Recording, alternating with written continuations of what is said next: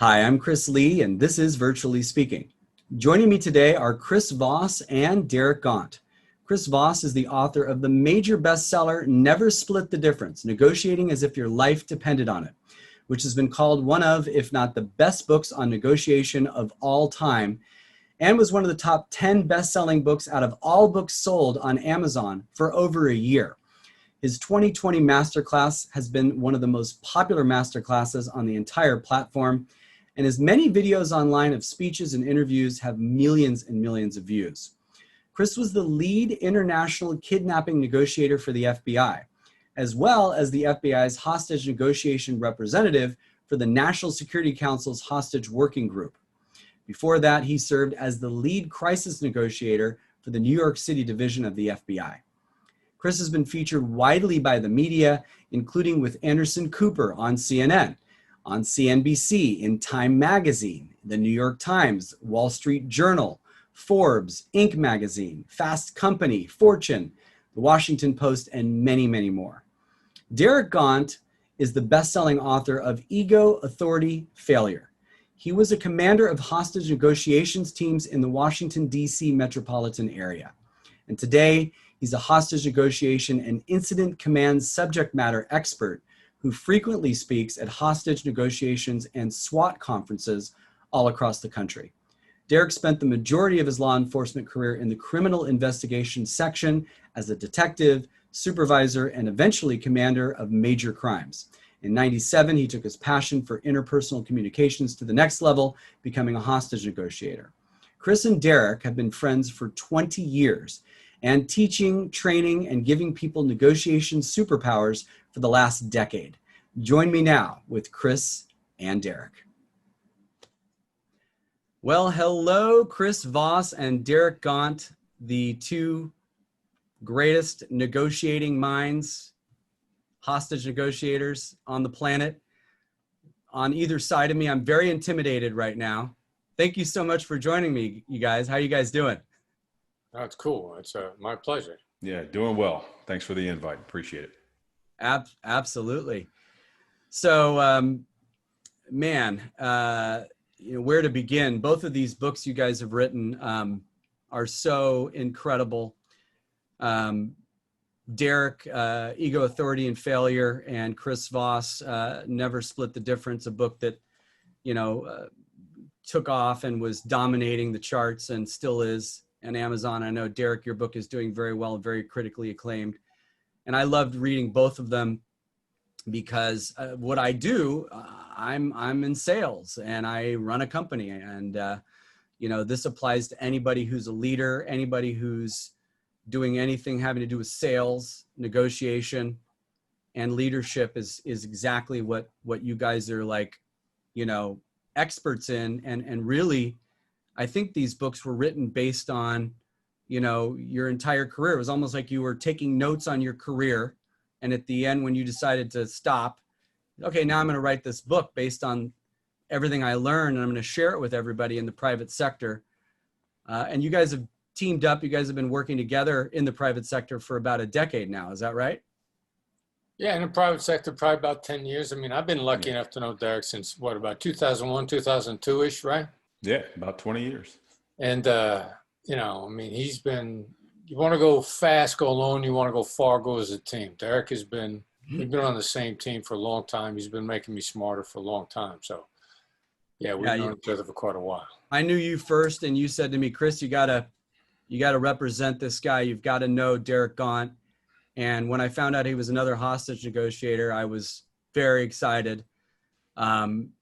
And you guys both lived in DC, I'm assuming, at the time you met. Is that where you guys met? Because Chris, you were there for the FBI, head of the FBI, negotiating hostages and kidnappings. And Derek started a negotiating task force as well between 3 different law enforcement agencies in the DC area.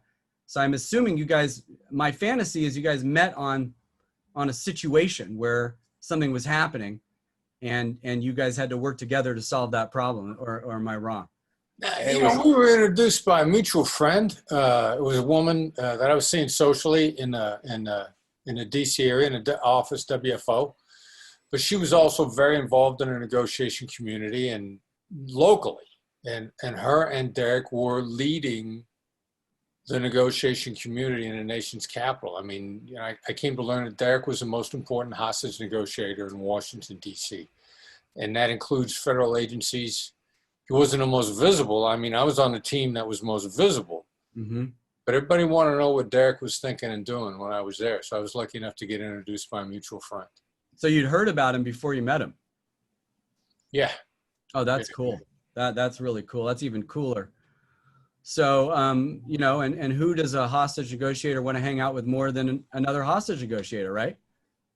Well, yeah, for obvious reasons, and not the least of which, we are so consumed, or we were so consumed by the discipline. We were always looking for somebody that was going to make us better. The ones of us that were truly immersed in it, we were always looking to get better. So Chris was in the ivory tower. He was at CNU, at Quantico. That's where they speak from on high, and all other local and federal negotiators go and do.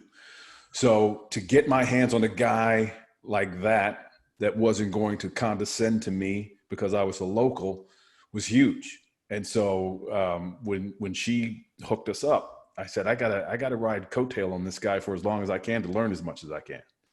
Yeah, it's obvious when you read both of your books that, you know, from the very beginning, you guys were students and you were excited and you were passionate about getting better at this. I mean, Chris, you were told to do something that the lady who told you to do it told many people to do, which was the 911 emergency phone bank.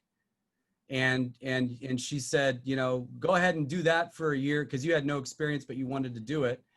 I don't know exactly who she was, but you went into the phone bank and most people didn't do it who she told to do it. And then you came back and said, hey, I did it. She said, you did? Is that right? Yeah, it's pretty close. I mean, you know, it was a suicide hotline, crisis hotline. And, you know, accidentally I lived, you know, there's a saying, never take advice from somebody you wouldn't trade places with. And a lot of people willing to give you advice. If you're not willing to trade places with them, that should be your screening mechanism as to whether or not you should listen to them. So, but then the second part of it is you better follow that advice. Right. And so I went to the woman in charge of the negotiation team in New York. I wanted to be on the team. She rejected me. So you were already at the FBI. She was in the FBI. Yeah, and in the FBI, most law enforcement agencies, Derek and I's agencies are operated the same way. You become a member of the agency, and then you become a negotiator as an additional duty, an additional specialty, if that's the way, you know, life takes you, the universe, between, you know, what you want and what the universe wants for you. You know, what's that joke? You want to make God laugh, tell her your plans. So, you know, maybe it works out, maybe it doesn't. Yeah, and Derek, you as well didn't start off as a negotiator, and you felt a void that you needed to fill, right? It was a void. It was a challenge as much as a void. I started my law enforcement career like everybody else. I was pushing a patrol car up and down the road, and at the time that I came on was the time that crack had really taken hold of America. And so most of law enforcement's focus was that war on drugs. And we were taking a very aggressive stance in that war on drugs. And I was only pushing the patrol car for 18 months before I got tapped to move to a narcotics unit. It was a street level narcotics unit, and we were just out there enforcing street level narcotics deals. But what I quickly found out was there was a drug nexus to almost every other crime in the city. And so these people that we were encountering were sitting on information about other things. They were sitting on information about robberies. They were sitting on information about burglaries. Some of them were sitting on information about bodies. Mm-hmm. And so I found that if I could say specific things in a specific manner, I could elicit specific responses to get people to cooperate enough with me to give me information that they otherwise wouldn't. And I said, wow, this is pretty cool. I think I want to actually be a detective. And so I applied for and became a detective in 94, and I upped my game. I started getting all this specialized training, and I took my communication skills to another level. And then I found out there's yet another level. There's this thing called hostage negotiation. And I wound up role playing for a couple of exercises, and that's what lit the fuse for me. I said, this is my calling. This is what I want to do. And in 97, I competed for one of 5 slots on the team, and I was selected. Haven't looked back since. That's amazing. And I got a question, because Derek, when you became a detective, is that when the chief took you to lunch? Was it lunch or was it breakfast? You had to bring that up. Yeah. So where he's going with this, Chris, is outside of being a hostage negotiator, there is nothing that I wanted to do more than become a detective. The detective bureau in most agencies that's the bureau that the police call when they need help. Yeah. They call the detectives. And I wanted to be the A type of the A types. I always wanted to be a detective. And so when I got selected, I was just so thrilled. I didn't know, as far as I knew, they wanted me to come up and just do data entry. And I was fine with that because I got the gold shield. I moved from the silver shield to the gold shield, which meant I'm a detective. I can wear suits now. I can wear a cross-draw holster, all these things, right? So excited as I was to get there, I'm bopping around the office having a good time. I go to my pigeonhole to pull out my mail, and in that pigeonhole is a note addressed to me from the deputy chief, who is the only person above him is the chief, but this deputy chief was in charge of investigations. And he says, "Dear Derek, congratulations for your selection to the Detective Bureau. We're glad to have you here. You're going to make a significant contribution to what we do, as is customary. I like to take all new detectives to breakfast to welcome them aboard. Please give me several dates next week when you're available to sit down with me over breakfast, and we can talk about your future as a new detective." And I was like, this guy, I can't even believe he knows my name. This is incredible. I'm going to have lunch with breakfast with the deputy chief. So on the back of the note, I said, "Dear Chief, thank you so much for the opportunity. Thank you so much for the invitation. I'm available this day, this day, this day, this day." And I folded it in half and I slid it back into his pigeonhole. The next day, I come into the office and the deputy chief says, "I need to see you in my office." And I'm like, really? I've been up here a day and he's calling me in with that tone? Not looking good. So I go into the office. He's sitting at his desk and he's holding up the note. He goes, "You mind telling me what this is?" And the color drained from my face. I felt myself get woozy there. I felt all the blood drain out of my head. I think I'm going to faint, because I knew at that moment I had been had. Yeah, I had been duped. And I said, "Well, sir, I thought," and he lets out this Santa Claus-like belly laugh. "It looks like somebody got you.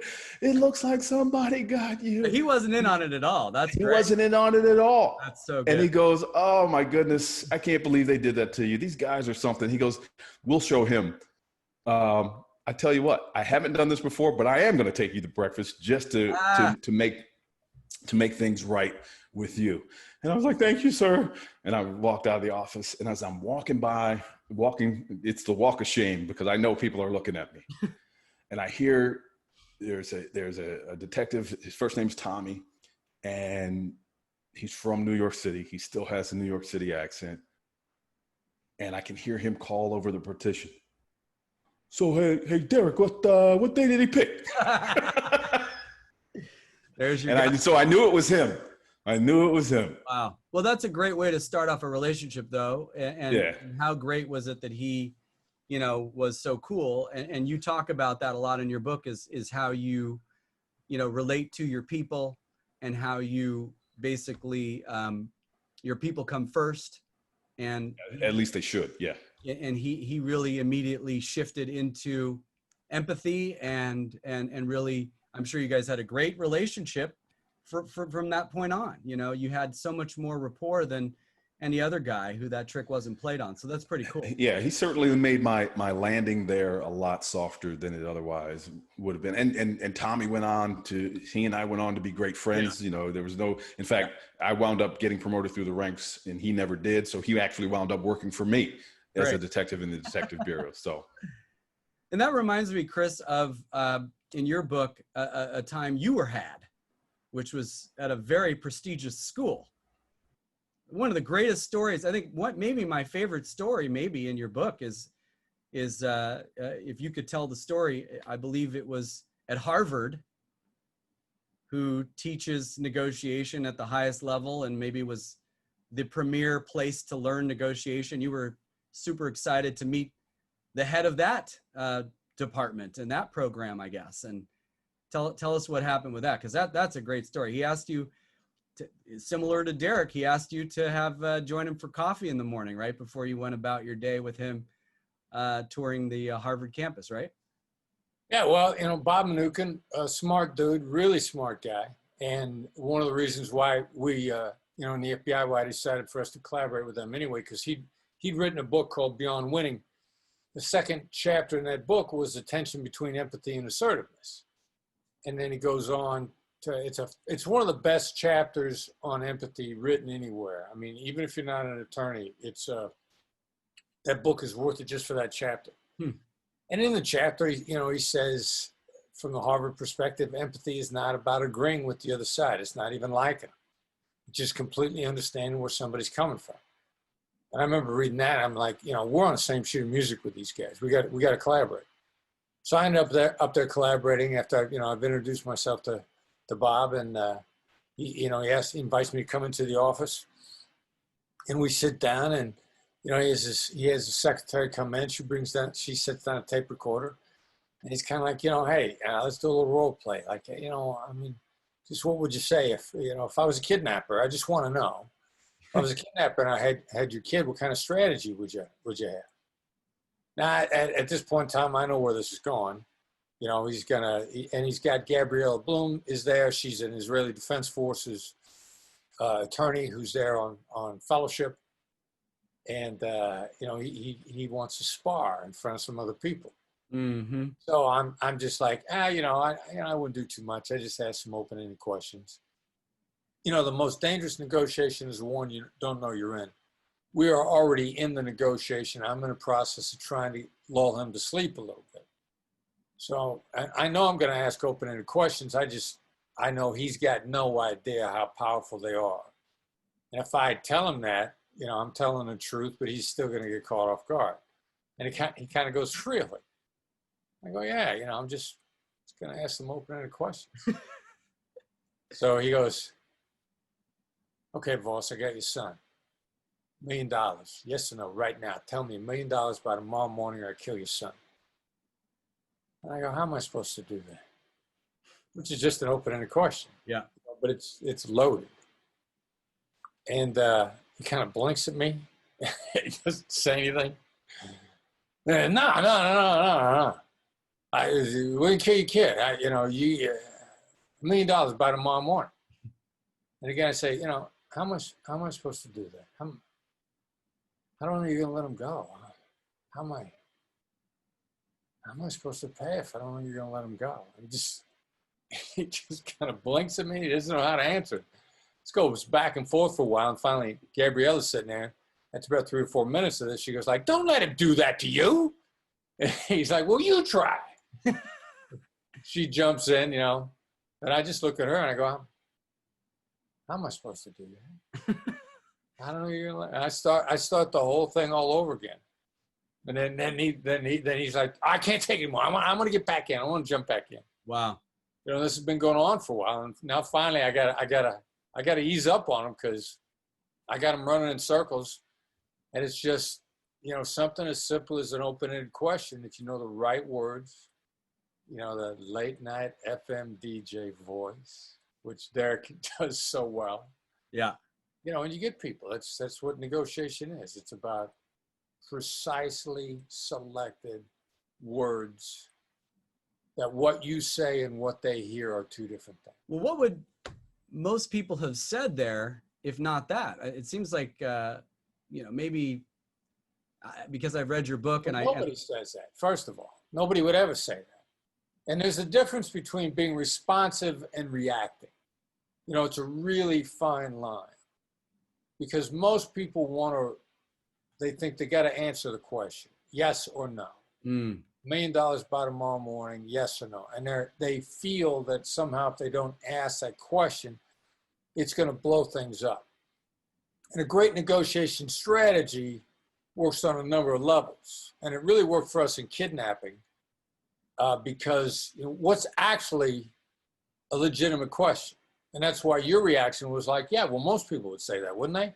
No, nobody's ever said that. Huh. But when you're standing back from a neutral position, you say to yourself, wow, that's a legitimate question, which is exactly the reaction that I'm hitting the kidnapper with. I got to ask him a question that they have to admit is actually a legitimate question. And then it triggers what Danny Kahneman would call slow thinking or deep, in-depth thinking. Stop you in your tracks thinking. And it instantly completely changes the context. It also, the person being asked the question, because people love to be asked how to do something, the person who's being asked a question doesn't get angry because it feels deferential to them. Not only the structure of the question, but the tone of voice that I use. I'm using an innocent, almost helpless tone of voice. I've gained the upper hand by giving the other person the illusion of control, which even if somebody's sitting back and listening to the interaction, which when you're dealing with a kidnapper or a hostage taker, you just assume somebody is, you're better off that way. Yeah. They wouldn't say, wait a minute, he can't ask you that. They'd hear it and they'd sit back and they'd go like, yeah, well, that's actually a legitimate question. Right. So it passes muster all the way around. You've just gained the upper hand. People on the other side have no idea what just actually happened. It's amazing.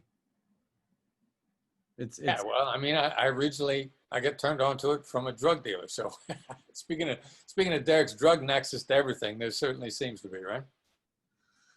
Yeah. And, Derek, it seems like you both have a lot of the same opinions on a lot of things. Obviously, you worked together for the last decade, but, in the private sector, but your books do have that empathy theme going through. Mm-hmm. And your books do have the, see it from their point of view, mm-hmm. Kind of importance, which in sales, I know is my entire goal, is to understand where they're coming from so that I can deliver to them what they are asking for, what they're envisioning they need. So I think when you're dealing with a hostage negotiator, did you guys come up with that kind of on your own, read the same books, come up with it together? Or was it something that just anybody who's really good at, but I know that not everybody who's really good at what you do comes up with the same thing, because there's actually books that are written about kind of the opposite way of doing things as opposed to, your books. And I know that Never Split the Difference was a book that had a major differentiating factor compared to all the other books in negotiation, which was getting to know rather than you got to get to yes. It's getting to know, which confused me at first, as it probably does most people. But then understanding that when you get them to tell you why it's a no and what, what you're doing, it's very interesting how this is all wrapped around seeing things from their point of view and empathy being right. So important. Right. And it's not, I'll speak for myself. I'm not the sharpest knife in the drawer. I was told that it works. I test drove it and I found out that it works. And where Chris and I diverge from other published works is it's for that reason. It's because we test drove it. We're not telling you it works because we think it does. We're telling you it works because we've seen it work. Does it work in leadership? Yes. Does it work in sales? Yes. Does it work in any environment where you're dealing with a human being? The answer is yes. And that's why the techniques that we talk about in ego, authority, failure are similar, if not identical, to what there are in Never Split the Difference. The purpose for writing the book was for us to show you that it's good, it's effective, it's great in this environment. It's good, effective, great in this environment, because both environments are dealing with human beings. And so once you get your head around that human nature response, which dictates that fear is the ultimate driver of decision-making and behavior, that rules the day for everyone. Once you get your head around that, it doesn't matter if you're talking about buying a $2 million building or getting your 7-year-old to eat their vegetables. It's all the same thing. As long as you understand the human nature response, the skills are applicable in every single difficult conversation. Amen. Amen. Yeah. And again, you guys teach this stuff and write about this stuff, and it seems like common sense. It seems like, oh yeah, of course. Why wouldn't I be thinking of what this other person, where they're coming from and what they're thinking? Why wouldn't I care? It seems like obviously when you finally learn this stuff or hear it, you say, wow, this is how it should be. So this is the right way. And then you guys have so many, obviously practiced skills and tools that you've learned and that you teach. Mirrors, labels, active listening skills, ALS, as you call it, Derek, in your book. And it's really, really cool. So there's one thing I think is interesting about labels and mirrors, and you guys both talk about, there's a similarity between both of them. So in other words, labels are calling out something that somebody else is saying, but then mirroring is also saying what somebody else is saying. So can you tell us a little bit about what the real differences are between the two? Because they could sound very similar. Well, a label is a verbal observation. It isn't any more complicated than that. Okay. It's like saying you've got on a dark gray charcoal jacket. That's just an observation. So it's a really simple skill depending upon the words that you picked. It's really the MacGyver skill. It hits the brain in a very special way. It triggers contemplation internally with you. It also encourages you to now give me a direct and unvarnished feed on what your thinking is. Not does it trigger your contemplation, but the chances are that you're going to start simply articulating what you're thinking about. It's going to come straight out of your mouth in a very unvarnished fashion is really high. And you can't get that with a question. So I can trigger you to tell me the truth in some ways. I had a client once that said labels unlock the floodgates of truth talk. Now, mirror is a little bit different thing. I'm not making a verbal observation. I'm repeating anywhere from 1 to 3-ish words that you've just said. It hits your brain in a different way. A little bit of a similar reaction is I'm probably going to get an unvarnished download of what's going through your brain. Because you're seeing that person. You're telling them, I see you. I see where you're coming from, and and you're letting them know I'm paying attention to you. You're letting them know you're paying attention, but what it really does, one of our colleagues, probably my son Brandon, between Derek and Brandon and I, we really create all the material the Black Swan Group puts out. Brandon calls it thought connectors. It's going to connect thoughts, and you're going to continue to talk about it. The great thing about a mirror is you're going to use it in different words. And if you were to mirror me just now, to repeat the last 1 or 3 words I just said, you'd say in different words. And I'd probably go, yeah, you paraphrase a little bit, you expand, you dig in, you'd add depth to what you just said. When all you did to get me to say a whole bunch more was to go in different words. So it's ridiculously simple. Yeah. The interesting thing I found about mirrors, and I don't know that I've bounced this off Derek specifically yet, so I'm interested to hear his reaction. We have some people that love mirrors almost to the exclusion of everything else. Huh. And the ones that I've noticed have a both very high IQ and a very high EQ. Now, high IQ in many ways is a detriment. When you're a really smart person, all you want to do is show off how smart you are, which means you talk more than you listen. But the people that I've noticed that are in love with mirrors, because it's so ridiculously simple, requires no bandwidth on your part to mirror, but you get a massive amount of information out of the other side. It's like hitting them with a magic wand. You just came out of Hogwarts and you said expecto talco, and all they do is talk. And the people that I'm noticing doing it are both high IQ, high EQ. Derek, you seen that at all, or you need to think about it some more? I have not seen it, but it makes sense that you have, because there is fewer skills that you can use that will convey that you're dialed in and listening to the other person than when you use a mirror. There is no better way to convey to them that you're literally hanging on every word, and how good it feels to hear your words coming back into your own ears as repeated by someone else. That's what gets them to expound on a point, because when Chris hits them with a mirror,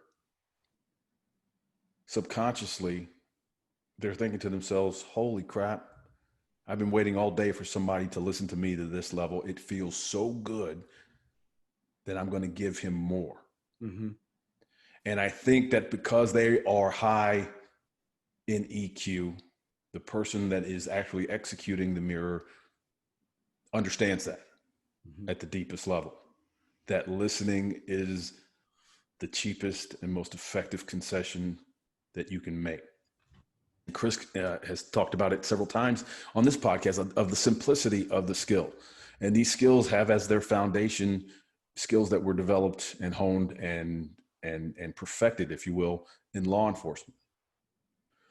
And what does that mean? We got to keep it simple for cops.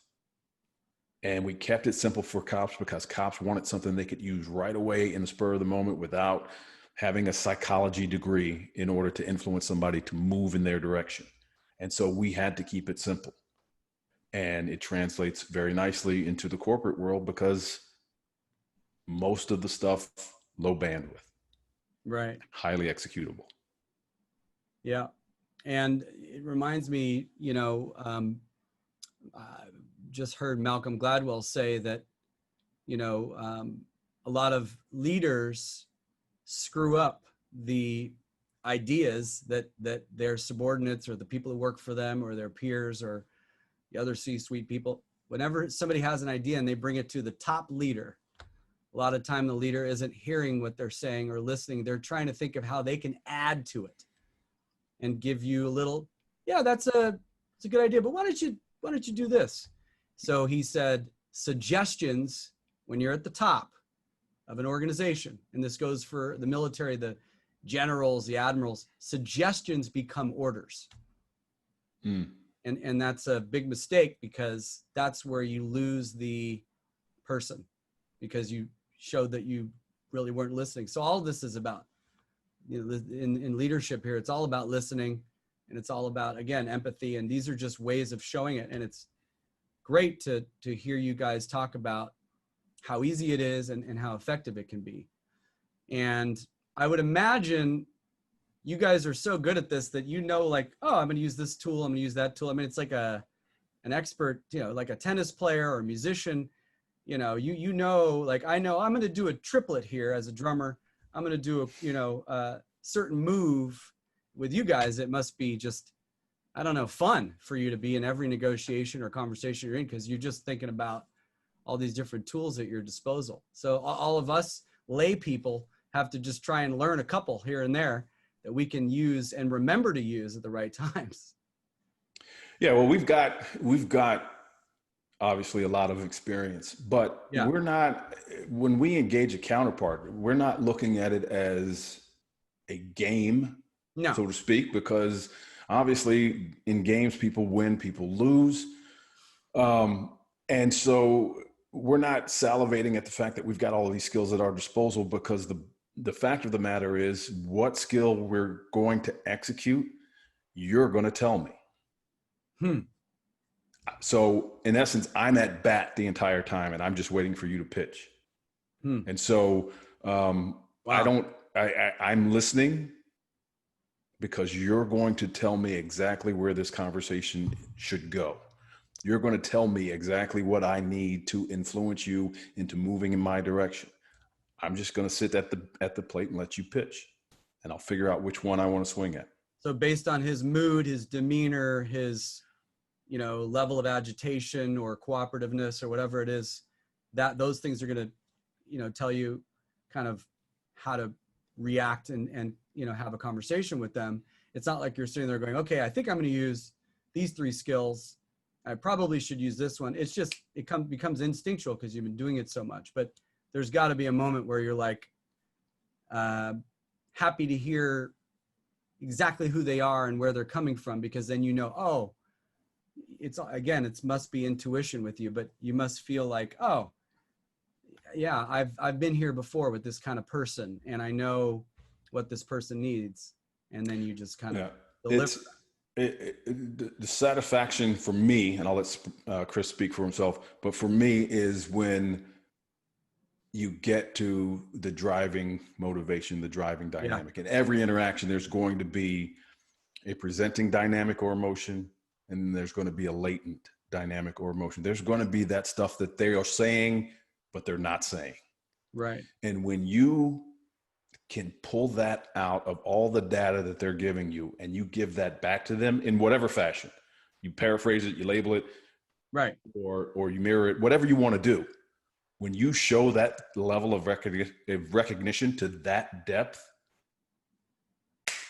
the connection that you start to make with that other person is phenomenal. And now you are in a position to move them in the direction that you want to go. Why? Because you listened to that level, you listened at that level for long enough that they now what? Trust. They now trust you. And that thing we're talking about is what they need, is what you found out. Because what they're not saying is what they need. Right. You can stay at the surface level and address their surface level emotions and dynamics all you want, and you still may not move the needle with them. And if you can't, it's because you're missing the latent stuff. You agree with that, Chris? Well, I agree with him 100%. Absolutely. I mean, Derek and I are almost always on the same sheet of music in terms of our analysis and our assessment. Interesting, we've had a colleague might ask us a question, me, Derek, and Brandon, but we'll answer it differently, and we'll all like the other guy's answer. Like, wow, yeah, I hadn't thought of that. That's pretty cool. There was another thing I was thinking about, though, too. Your question was, made it sound like the path to mastery, to the black belt. That would take a long time. And that's true. Simultaneous with that, your biggest learning jump will be at the very beginning. Yeah. So if you start to want to learn this stuff, we got 9 skills. We got a variety of strategies. You start working on this at all, and inside of a week, you're going to make a difference. And it's almost a downside because, if somebody picks up Never Split the Difference, the very first skill that they learn is, how am I supposed to do that? and they start hitting it out of the park. And then, I'll get emails on LinkedIn like, I'm making deals I never made before. I'm performing so much better than my colleagues. How am I supposed to do that? Has made all this money. And my reaction to that is, you took that first big jump. There's a lot more on the table for you to pick up. You just can't imagine it because you've suddenly jumped ahead forward in a way you never expected. So that's why after you pick some of it up, you got to be careful that you don't stop there. because then you start getting into much more nuanced stuff, and you continue to make deals. Not only do you outdistance your colleagues, what the people that we coach, and Derek is our best coach, they start making life-changing deals, and then they start doing them on a regular basis. Like most people will have the deal of a lifetime, and they'll only, let me tell you about this deal. It was 10 years ago. People that we coach, they got last week's deal. They got last month's deal. I mean, they're knocking it down on a regular basis, which is another big difference maker when you come to us and we start to teach you. One of my favorite things that you teach is the email, is the kind of email where, you basically say, there's two different things I think of when it comes to emails. One is kind of course, have you given up on this idea? And then the other one is kind of the self-deprecating or apologetic version of yourself. And before I ever met you, I always thought to myself, as the CEO of this company, kill them with kindness. Always just be as sweet and nice and understanding, and never get your tail ruffled, your feathers ruffled or whatever. And really just try and what do you tail? What ruffle your feathers or your tail? Oh, man. I don't know. You don't know. I don't know. But the truth, you crush on me, don't you? You gotta really just bend over backwards. You can never take anything personally, and you got to be really nice. But when you really hone in on it with your stuff, it's absolutely amazing. But I love that email, and I've used it, and I still am hesitant to use it. It's so funny. It's like it feels awkward, even if I've done it 100 times. It still is so counterintuitive. Have you given up on this idea? And it's just your wiring, man. Anything that's counterintuitive, you just haven't built the neural synaptic connections yet. Get your reps in, and then it becomes part of your arsenal. That's what we teach people. I have another question for you guys that I'd love to hear both of you tell me your answer on. When you're negotiating with someone who's not the decision maker, because A, there's a committee or a board who makes that decision collectively, or B, this is the second in charge, or the kind of person who goes out there to get all the information and then delivers it back to the CEO or the president. You think you're dealing with the decision maker, and then you find out early on that it's not the decision maker. Is it just about getting that person to become an advocate for you and to champion what you're saying, so that when they're in that meeting with that board or with that president, that they're just basically hopefully saying the stuff that you basically told them to say, or told them about, what you're selling? How do you deal with that situation? You want to take a crack at that first? Yeah. So part of what you said is spot on. You got to turn them into an advocate.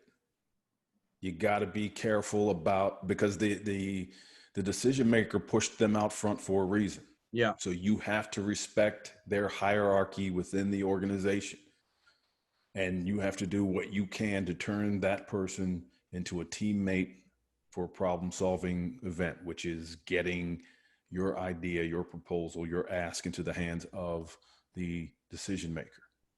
And so there's going to be a lot of skills. There's going to be a lot of strategy involved with ensuring that they execute the way that you want them to execute.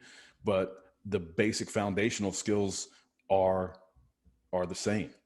Yeah. You're going to start off with, the accusations on it. You probably are in a bad spot right now. You're probably getting pressure from the other side to make sure that the decision maker doesn't get asks or proposals or ideas put in front of him that are going to waste his time. You're going to try to take all of those negatives out of their head, because believe me, they're getting pressure from their side. And the sooner that you recognize that and take care of it by way of the preemptive label, the accusation on it, the better off you're going to be. They know that they don't have the decision-making power, and they're feeling pressure from not only their side, they're feeling pressure from you. The sooner you can alleviate all of that, the sooner you clear up their thinking, And the sooner you clear up their thinking, the sooner you can start to mold them into being your, as you put it, your advocate in front of the decision maker. You want them to know that you're on their side, but ultimately also you're getting them to be on your side. You extend tactical empathy first, and then you force it back on yourself when you ultimately get to whatever your goal or objective is. Tactical empathy is always, always, always the precursor for making your ask. Chris? Yeah, and then rethink the entire situation. Like, chances are the person you're talking to might, more important than the decision maker is a deal killer. I can guarantee you that that person you're talking to can kill your deal. Oh, yeah. So the more you try to get around them, what are they encouraged to do? Kill it. Kill your deal. So they're at least capable of partially killing your deal, tripping you up, handicapping you. If they don't like you, never be mean to someone who could hurt you by doing nothing. What happens if they don't lift a finger? Well, they killed your deal without lifting a finger. Right. So they're at least a source of information. Like, there's no way that it's not an asset, which is why we've always taught people there's always a team on the other side. You get focused on the decision maker, on the DM, and you're going to miss your deal killers, and they're going to kill you. Yeah, you talk about that in your book, and you even say that it's a good idea to ask now, is there anything that can kill this deal later? Or is there anything that we should know about that, we need to take care of now when you're at that final stage? Or you switch around. You get out of that yes-oriented question. You're asking somebody closed-ended question, structuring it like that, where you're fishing for yes. Switch it around, ask a calibrated question. How is this broken down in the past? Yeah. Who's involved that feels like that they're going to have to live with this deal? Switch into principally what or how questions. What causes this to break down? What sort of experience have you had with this in the past? You start smoking out implementation issues and obstacle issues, which they're more likely to answer if you pose it as what we would refer to as a calibrated question, which is a what or a how question, pretty much the exclusion of all other questions, because you're trying to create a vision in their head where they begin to think this through with you, and now you're in a completely different conversation. Amazing. That's great. Good, such good stuff. Thank you for answering that question. And I have another situation for you, which I know a lot of people deal with, and I'm very interested to hear how you guys think about this too. You're in the position where you're setting your price. You're dealing with the customer, and the customer says, well, everybody else we deal with gives us a discount because of who we are, because we're the best company on the planet, we're the biggest, we're the most important, or we're a nonprofit, or we're a school, or we're a church, or we're, doing great things with kids, or whatever it is they're doing, which are all great things. So there's got to be a fine line in there with empathy. You still have to be very empathetic and reflect that you realize that what they just said is true, but also you have to put your foot down and you have to say, yeah, well, we can't really give you that discount. So how do you negotiate that negotiation? That's an easy one. I mean, first of all, you don't cut your price. If you feel like you should cut your price, you got to believe in your bones that your price is worth it. Yeah. And in point of fact, why are they asking for a discount? Because they're not getting their money's worth, or because they're screwing with you? You got to know which character you're dealing with. So you proceed with an application of tactical empathy, probably a label of some sort, because you need to get a clear picture of what's going on the other side. Now you're what's valuable to you? Can you pivot into something other than dollars that's actually worth more to you? That's a secondary issue. You got, dollars are medium of exchange. What do you buy with your dollars? Maybe they could give you something even better. Never be so sure of what you want that you wouldn't take something better. So we talk about this as an information gathering process. At first, a little bit of a diagnosis, what's going on here. Secondly, you're gonna figure out where you want to be after you get that. My first response to that is, if somebody wants a lower price, I'll probably throw a label to something to the extent of, sounds like you don't feel like you're getting your money's worth. Now I need to see how they react to that. They're gonna express to me why they're not getting their money's worth. Now we got one issue. Or they're gonna express, it's not that we're not getting our money's worth, just we ask everybody for a discount. What are they doing right now? They're testing me. Do I think what I have is worth the money? If I cave in, I probably didn't think that what I had was worth the money. And then, you need a discount from somebody like that because they can't hold their own in a negotiation. So a lot of it is it's a variety of testing behavior, information gathering behavior, and they want to see, can they push you over? Are you pushover? Is it take a small shove? It's not being in a hurry to make the deal. It's finding out what's possible before you jump into it. Derek, what do you think? And to add to that, it goes back to motivation. We get so wrapped around the axle when we hear cut your price or we're going somewhere else, when we don't really try to find out, to Chris's point, what's motivating the statement. Stop worrying about what they said and figure out why they said it. Do they really think they're not getting their money's worth, or are they just jerking around with me? Now, on top of that, you start to engage in this conversation early on in the conversation. You better ask them why they are choosing to do business with you in the first place. Yeah. Aren't they just trying to reach above what they really can afford in a lot of cases? They're trying to get something really great. Well, everybody wants the shiniest thing for the cheapest price. Right. But to Chris's point, you're either the fool or the favorite in the game. And if you don't know which one you are, I can tell you who you are. If you haven't figured it out on your own, I can tell you who you are. And going back to what he said, if you are the fool, there's no reason for you to cut your price. If you are the favorite, there's no reason to cut your price. Either way, there's no reason to cut your price. So what do you need to do? Figure out, why is this person contemplating doing business with me? And you ask that question directly. Yeah. Why are you choosing to do business with us? You've got 50 competitors you could choose from. Why are we in a discussion right now? Here's what that does. If they really intend on doing business with you, they will have a robust response. That robust response is going to be your value proposition coming out of their mouth. There is nothing more powerful when they speak it and you never have to. And now you've handcuffed them, for lack of a better term, to that rule of consistency. People want to be consistent in word and thought and in action. And so they can't tell you on the one hand at the beginning of the conversation, Chris Lee, you're the greatest thing since sliced bread. We love everything you do and we're willing to work with you. And then you get to price at the end of the conversation, they're like, we can't afford that, because those two things don't line up. They can't tell you on one hand, you're the greatest thing, and then tell you on the other hand, they're not willing to pay your price, because right. People want to be consistent word, thought, and action.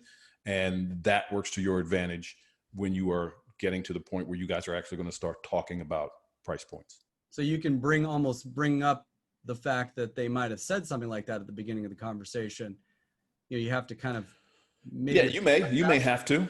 You may have to do a little time travel. When you said we were the greatest thing since sliced bread, what did that mean to you? Amazing. Well, this is a conversation that I would love to have for another several hours. So if you guys are cool with that, no, I'm just kidding. This is absolutely such great stuff for anybody. And that's why your books are so great. And that's why everybody wants to hire you guys as speakers. And Chris, your masterclass at one time at least was the #1 most popular masterclass of all the masterclasses, with all these celebrities and everybody else in there selling what they do and how to do it. People wanted to know, how do I negotiate? How do I be a better leader? And so that's why everybody loves you guys. So I am so happy we got to do this. Thank you both so much for joining me. I know you are both really busy, and I probably owe you some money for this. So thank you so much, both of you. Thanks for the invite. Appreciate it. Had a good time. Yeah, it's a pleasure. I always enjoy talking to you, Chris. Always enjoy being involved in a conversation where I can hear what Derek is thinking. Yeah.